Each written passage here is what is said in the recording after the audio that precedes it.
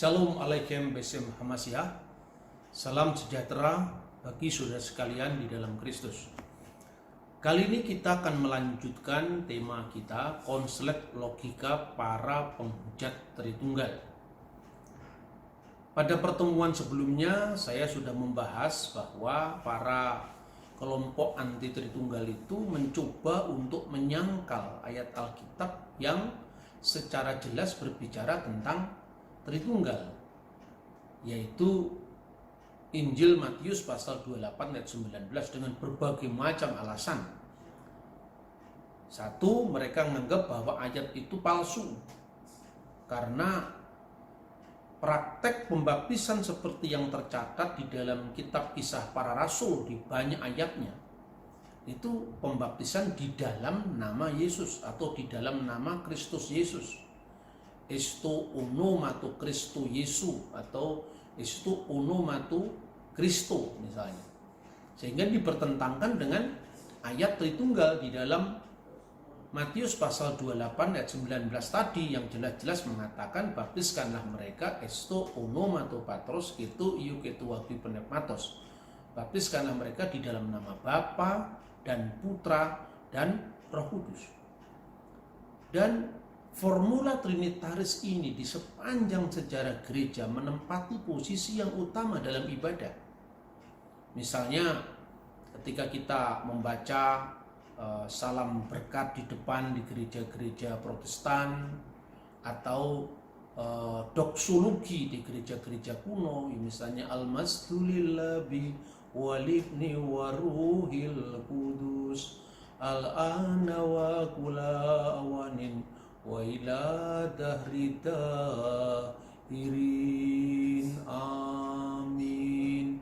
Itu dalam semua gereja, baik itu Ortodoks, Katolik atau gereja-gereja Protestan.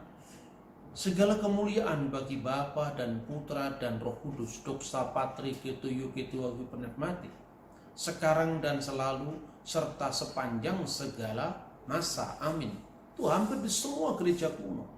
Dan eksistensi teks Kisah Para Rasul itu tidak bisa dipertentangkan dengan Matius pasal 28 ayat 19. Karena bukti teks terkuno, misalnya Codex Sinaiticus, Codex Vaticanus, Codex Alexandrinus, naskah Latin kuno yang disebut terjemahan Vetus Latina, Vulgata dari abad keempat. Kalau Vetus Latin itu dari tahun 150, lalu Pesita, semuanya memuat teks Matius pasal 28 ayat 19.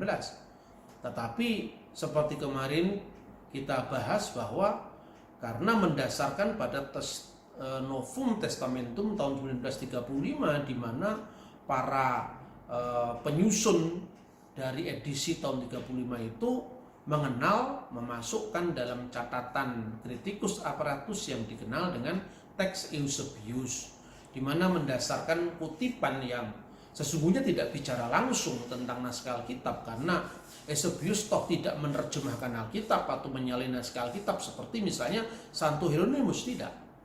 Di situ cuma di dalam naskah Historia Ecclesiastica, ya, buku ke-5, dia mengatakan di situ bahwa baptiskanlah, tidak ada kata baptiskanlah di teks itu seperti yang dikutip oleh kaum Wanes Pentakosta.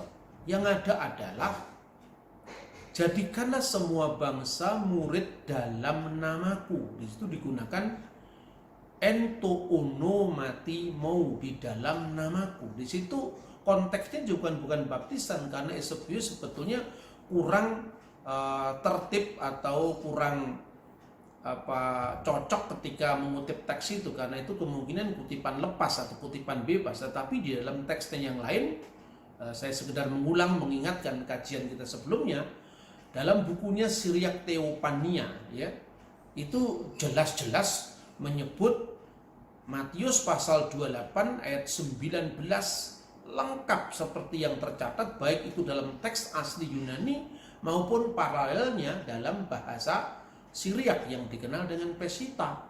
Dalam teks Pesita itu jelas-jelas sama dengan formula baptisan dimanapun yang dipahami oleh gereja kuno. Di situ dikatakan misalnya zelo, pergilah, zelo hakil, talmidu, dan muridkanlah, kulhun ame, segala bangsa, wa amitu inun, dan baptiskanlah mereka, beshem aba wabra waruha dakutsa, di dalam nama Bapa dan Putra dan Roh Kudus. Nah, sekarang kita akan membahas apa ayat-ayat yang dipertentangkan dengan Matius pasal 28 ayat 19. Kita akan melihat pertama-tama kita harus menyadari bahwa di dalam Kisah Para Rasul maupun surat Roma pasal 6 ayat 3 dan 4 yang bicara tentang baptisan dalam Kristus Yesus atau baptisan dalam nama Yesus, itu bukan bentuk perintah.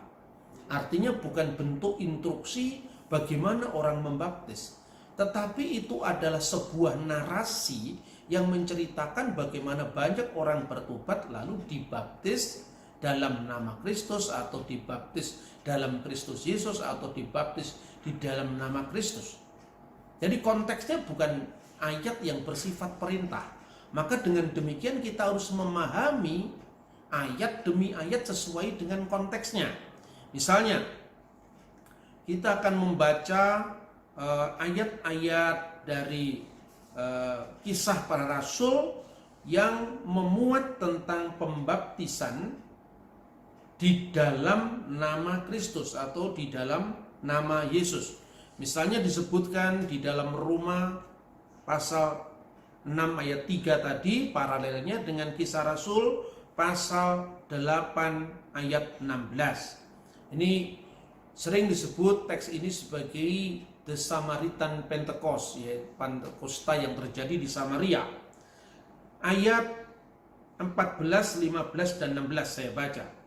Ketika rasul-rasul di Yerusalem mendengar bahwa tanah Samaria telah menerima firman Allah, mereka mengutus Petrus dan Yohanes ke situ. Ayat 15, setibanya di situ, kedua rasul itu berdoa supaya orang-orang Samaria itu memperoleh Roh Kudus. Lalu ayat 16, sebab Roh Kudus belum turun atas mereka karena mereka hanya dibaptis dalam nama Tuhan Yesus.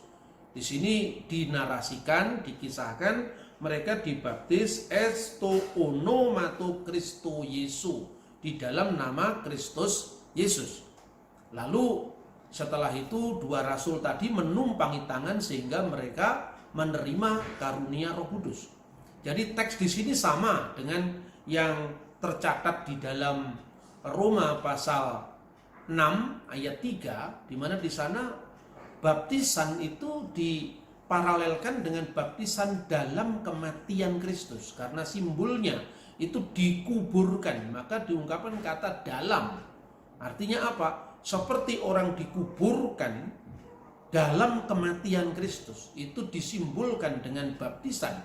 Maka baptisan itu dalam konteks itu diselamkan, maka masuk ke dalam, maka digunakan ungkapan es Kristo Yesu, baptisan dalam Kristus Yesus, karena di situ paralelnya dengan kata-kata esto thanaton, yaitu di dalam kematiannya, maksudnya kematian Kristus. Lalu ada satu ayat lagi yang berbicara dengan formula yang sama, yaitu formula esto onoma, di dalam nama.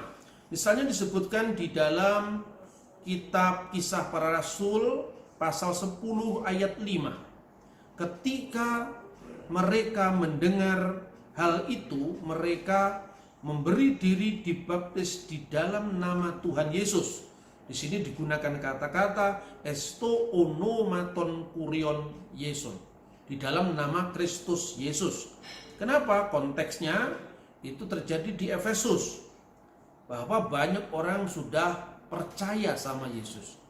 Tapi ketika ditanyakan apakah mereka sudah menerima Roh Kudus, mereka menjawab bahkan mengenal Roh Kudus pun tidak, karena mereka hanya dibaptis di dalam nama Yesus Kristus atau di dalam nama Kristus Yesus. Lalu Paulus bertanya, dengan baptisan apa yang kamu terima? Dengan baptisan Yohanes. Dijelaskan di situ, baptisan Yohanes itu adalah baptisan pertobatan. Dan Yohanes sendiri menunjuk kepada anak domba Allah yang menghapus dosa dunia. Ada suara-suara yang berseru di padang gurun seperti yang disebutkan dalam Injil. Dan itu mengarah kepada Yesus. Maka atas dasar itu mereka dibaptis di dalam nama Kristus Yesus. Kenapa di dalam nama Kristus Yesus? Karena mereka dimasukkan sebagai umat yang percaya kepada Kristus, tidak hanya percaya dalam hati, tapi secara sakramen menerima baptisan itu, menjadi anggota resmi secara sakramental, menjadi tubuh Kristus atau gerejanya. Ini konteksnya yang disebutkan di dalam Kisah Para Rasul ayat pasal ke-10 tadi, ayat 5. Lalu kita bisa membaca lagi di Kisah Rasul pasal 2, di mana di situ digunakan kata depan epi, ya, di atas. Jadi ada eis tu onoma, di sini ada epi tu onomati, Yesus Kristus, di dalam nama, dan ini di atas nama. Memang seperti bahasa Indonesia, kata demi nama atau dengan nama atau atas nama itu maknanya sama. Tetapi ketika kita membaca sebuah teks dan itu sesungguhnya memiliki latar belakang kebahasaan tertentu, akar di mana kenapa digunakan kata atas atau kenapa digunakan kata dalam bahasa Indonesia itu bisa dilacak, ya. Misalnya kalau kita bicara dengan istilah apa dalam bahasa Indonesia kata Sang Yang Tunggal dalam bahasa Jawa diterjemahkan Tuhan Yang Maha Esa. Tapi juga hal yang sama kalau dikatakan Gusti Kang Murbeng Dumadi, sebetulnya Tuhan Yang Maha Kuasa. Tapi mau diterjemahkan Tuhan Yang Maha Esa juga bisa, meskipun secara literal kata-katanya tidak harafiah diterjemahkan. Nah, ini memang tidak sepenuhnya sama, tetapi bisa untuk menggambarkan kenapa digunakan kata epi atau digunakan kata eis di situ. Nah, konteksnya di dalam Kisah Para Rasul pasal 2 ayat 38 itu digunakan kata-kata mereka dibaptiskan epi tu onomati Yesus Kristus. Karena apa? Karena digunakan kata atas, itu ada penafsir yang mengatakan karena mereka dibaptis itu di atas dasar pengorbanan Kristus di kayu salib. Itu disebutkan pada ayat sebelumnya, ayat 36, bahwa hendaknya orang Israel mengetahui bahwa Allah telah menjadikan Yesus yang kamu salibkan sebagai Tuhan dan Kristus. Dalam terjemahan bahasa Arab disebutkan innallaha ja'ala hadzalati salabtumuhu antum robban wa masih. Mereka telah menjadikan Yesus Kristus yang kamu salibkan itu sebagai Tuhan dan Kristus. Di atas dasar penyaliban Kristus itulah orang dibaptis epi tu onomati Yesus Kristus. Di atas dasar, di atas nama Yesus Kristus, artinya di atas dasar pengorbanan Kristus di kayu salib. Lalu ada satu ayat lagi yang disebutkan di dalam kitab Kisah Para Rasul ayat pasal yang ke-10 ayat 48, ya. Di sini dikisahkan tentang seorang atau kelompok yang sudah menerima Roh Kudus tetapi mereka belum dibaptis air di dalam nama Yesus Kristus. Nah, jadi di sini Roh Kudus itu berkarya secara luar biasa kepada bangsa-bangsa goyim atau bangsa-bangsa bukan Israel, orang-orang yang tidak bersunat. Mereka menerima pencurahan Roh Kudus padahal mereka belum dibaptis. Nah, fenomena ini fenomena yang baru dan ini kebalikan dari kejadian yang dikisahkan tadi. Mereka mengenal Roh Kudus pun belum, lalu mereka dibaptis di dalam nama Yesus, dilibatkan di dalam komunitas yang percaya pada Yesus. Nah, di sini mereka ini belum dibaptis dalam nama Yesus, tetapi mereka mendapatkan pencurahan Roh Kudus. Lalu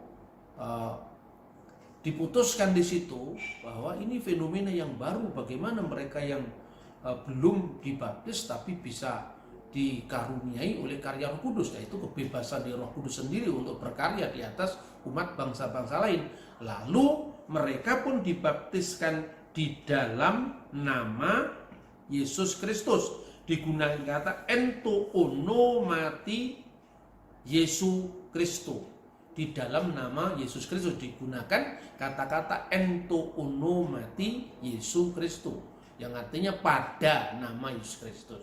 Nah, di dalam terjemahan bahasa Ibrani modern, bahasa Yunani modern, semua diterjemahkan dengan esto onoma. Tapi melalui teks-teks ini kita bisa paling tidak mendekati kasusnya masing-masing. Yang jelas bahwa baptisan-baptisan yang dikisahkan dalam Kisah Para Rasul itu bukan instruksi, dalam bentuk instruksi yang Tuhan berikan langsung kepada umat, tetapi itu narasi yang mengisahkan kasus bayi kasus orang dibaptis di dalam nama Kristus, epitu onumati Yesus Kristus, esto onumati Kristus, esto onumati Kristus Yesus, dan sebagainya. Nah, ini tidak boleh dipertentangkan dengan Injil Matius pasal 28 ayat 19, karena teksnya di situ sudah jelas bahwa semua naskah kuno memuat itu, dan maka tidak bisa kalau hanya satu kutipan dari Eusebius itu digunakan untuk membatalkan teks yang malah itu sangat kuno dan keakuratannya tidak pernah dipersoalkan. Nah, kemudian yang kedua, ada kecenderungan orang itu bingung untuk mendamaikan. Lalu membaptis atas nama siapa? Apa atas nama Bapa dan Putra dan Roh Kudus, atau atas nama Yesus, atau di dalam nama Yesus? Itu kemudian ada kecenderungan orang menggabung antara dua rumusan itu. Biasanya kita dengar di dalam nama Bapa dan Putra dan Roh Kudus, di dalam nama Tuhan Yesus Kristus. Apakah itu salah? Saya kira juga tidak salah. Asal tidak dipahami bahwa Bapa, Putra dan Roh Kudus itu adalah Tuhan Yesus Kristus. Kenapa demikian? Kita bisa membaca dari Injil Matius pasal 1 ya. Itu bercerita tentang ketika Yusuf ragu-ragu secara diam-diam mau menceraikan Maria karena Maria sudah hamil sebelum mereka sendiri melakukan hubungan suami istri. Lalu malaikat menampakkan diri kepada Yusuf dan mengatakan, jangan ragu-ragu untuk mengambil Maria itu sebagai istrimu. Karena apa? Karena Maria mengandung dari Roh Kudus. Dan kemudian ayat 21 itu jelas sekali mengatakan sesungguhnya anak dari ayat 21. Ia akan melahirkan anak laki-laki dan engkau akan menamakan dia Yesus, karena dialah yang akan menyelamatkan umatnya dari dosa mereka. Jadi jelas bahwa nama Yesus itu bukan nama Allah Tritunggal. Tidak bisa kita otak-atik atau kita cocok-cocokkan dalam nama Tuhan Yesus Kristus, karena sama-sama tiga kata. Kalau gitu Tuhan itu Bapa, lalu Yesus itu Putra, lalu Kristus itu Roh Kudus juga, itu salah karena itu konteksnya berbeda. Jadi nama Yesus itu adalah nama inkarnasi firman ketika menjadi manusia. Makanya dalam Lukas, di dalam Injil Matius pasal 1 ayat 21 tadi dikatakan kenapa disebut Yesus anak laki-laki itu. Perhatikan, anak laki-laki itu berarti yang berjenis kelamin itu manusia, sebab Allah itu beyond gender, bukan laki-laki, bukan perempuan, ya. Nah, dengan demikian nama Yesus itu bukan nama Tritunggal. Itu adalah nama firman yang menjadi manusia. Seperti dikatakan misalnya di dalam Injil Lukas ya, pasal 1 ayat 35 bahwa Roh Kudus akan turun atasmu dan kuasa yang maha tinggi akan menaungi engkau, sehingga anak yang kau lahirkan itu akan disebut kudus atau anak Allah. Nah, firman itu telah menjadi manusia. Dalam kemanusiaan itulah disebut nama Yesus Kristus. Bukan Yesus Kristus itu nama Allah Tritunggal. Nah, ini antara kristologi dengan trinitas itu dikaburkan. Nah, makanya kalau dikatakan bahwa Bapa, Putra, dan Roh Kudus itu adalah Allah yang esa, kemudian apa salah ketika orang mengatakan di dalam nama Bapa dan Putra dan Roh Kudus dalam nama Tuhan Yesus? Tidak salah, asalkan pemahamannya bahwa Bapa, Putra, dan Roh Kudus itu nama keabadian Sang Firman tadi, nama keabadian Allah Tritunggal tadi. Sedangkan Yesus itu adalah nama inkarnasi, wujud nuzulnya Firman yang menjadi manusia. Seperti dalam teks Syahadat Nikea, bahwa Firman itu atau anak Allah itu nazala minas samai wa tajassada min ruhil kudus wa min Maryam al-adro'i wa ta'anas, yang telah nuzul turun dari surga dan dikandung oleh Roh Kudus, dari Roh Kudus dan dari anak darah Maria dan menjadi manusia. Maka gereja mengajarkan bahwa Kristus itu sebagai firman Allah adalah Allah, seperti dikatakan di dalam Injil Yohanes pasal 1 ayat 1, bahwa pada mulanya adalah firman dan firman itu bersama-sama dengan Allah dan firman itu adalah Allah. Nah, di situ logos adalah theos itu sendiri, ketheos in ho logos wal kalimatu kana indallah wa kana kalimatullah. Nah, kalau dipahami itu sebagai nama inkarnasi Sang Firman, itu tentu benar. Lalu maknanya apa? Berarti seseorang itu menjadi Kristen, ya, kemudian mereka dibaptis dalam nama Bapa, Putra dan Roh Kudus, esto onoma tu patros, di dalam satu nama yaitu Bapa, itu iu, dan Putra iu agiu pneumatos, yaitu Roh Kudus. Tetapi orang dibaptis di atas dasar pengorbanan Tuhan Yesus, seperti rumusan di dalam Kisah Rasul pasal 2 38 tadi, epi tu onomati Yesus Kristus, itu tidak masalah. Sekalipun demikian, apabila kita mengacu kepada instruksi Kristus langsung bahwa baptiskanlah mereka dalam nama Bapa dan Putra dan Roh Kudus, ya mestinya baptisan itu sesuai dengan instruksi Yesus. Dan puji Tuhan, instruksi ini sudah diindahkan oleh gereja kuno. Jadi sebelum akhir abad pertama tahun 90 Masehi, itu dalam salah satu dokumen Apostolic Fathers atau Al-Abba Ar-Rasuliyun, tulisan-tulisan apostolik dari murid-muridnya para rasul, yaitu khususnya buku Didache, itu bukan Alkitab tapi itu buku katekisasi terkuno di dunia, yang mengatakan bahwa setelah orang Kristen yang menjadi Kristen, ya, mengikuti katekisasi, para katekumen itu diajar dulu. Setelah diajar, kemudian dia dibaptis di air yang mengalir, artinya diselamkan dalam nama Bapa dan Putra dan Roh Kudus. Jadi instruksi Yesus di dalam Injil Matius pasal 28 ayat 19 sudah diindahkan oleh gereja kuno. Mulai dari dokumen Didache tahun 90, lalu murid-muridnya para rasul, murid dari muridnya para rasul, seperti Irenaeus dari Lyon, seperti misalnya Hippolytus dari Roma, semua jelas mengungkap itu dalam berbagai macam ritus dan bahasa, bukan hanya Yunani tapi juga Latin, in nomine Patris et Filii et Spiritus Sancti, juga di dalam bahasa Aram, bahasa Syriak, Besem Abba Wibra Wiruhade Kutsa.